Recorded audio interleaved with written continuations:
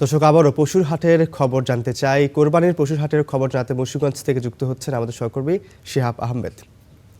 শিহাব, শুভ সকাল আপনাকে। বেশ আর কয়েকদিন পরে ঈদুল আজহা অনুষ্ঠিত হবে।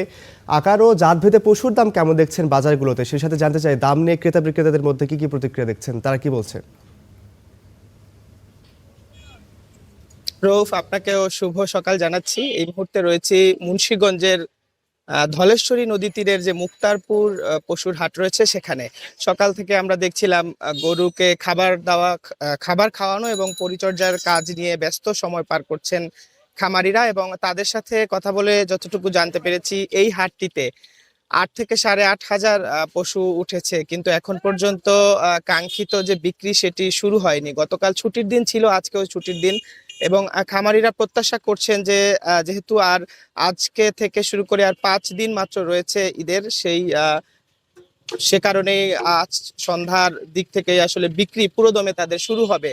এবং তারা বলছিলেন যে তাদের যে কাঙ্ক্ষিত দাম সেটি তারা পাচ্ছেন না। বিশেষ করে এই হাটটিতে সিরাজগঞ্জ সহ দেশের দক্ষিণ পশ্চিমাঞ্চল এবং উত্তরাঞ্চলের খামারিরা এসেছেন। তারা গত 1 সপ্তাহ আগে থেকেই এই হাটে পশু নিয়ে এসেছেন এবং এখানেই তারা রাত যাপন করছেন।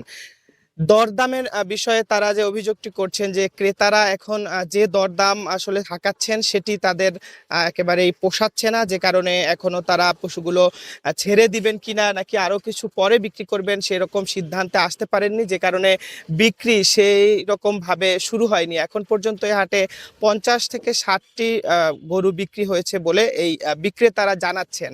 এর পাশাপাশি বলতে চাই যে মুন্সিগঞ্জের চারদিকেই নদী বেষ্টিত একটি জেলা।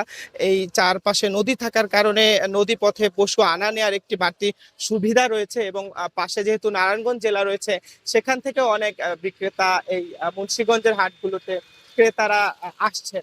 মুন্সিগঞ্জে এবছর 76টি হাট বসেছে এবং যা থেকে 7,44,00,000 টাকার রাজস্ব সরকারের আদায় হয়েছে। তো এই ছিল আমার কাছে রৌফ, মুন্সিগঞ্জ থেকে। শিহাব, আপনাকে অসংখ্য ধন্যবাদ।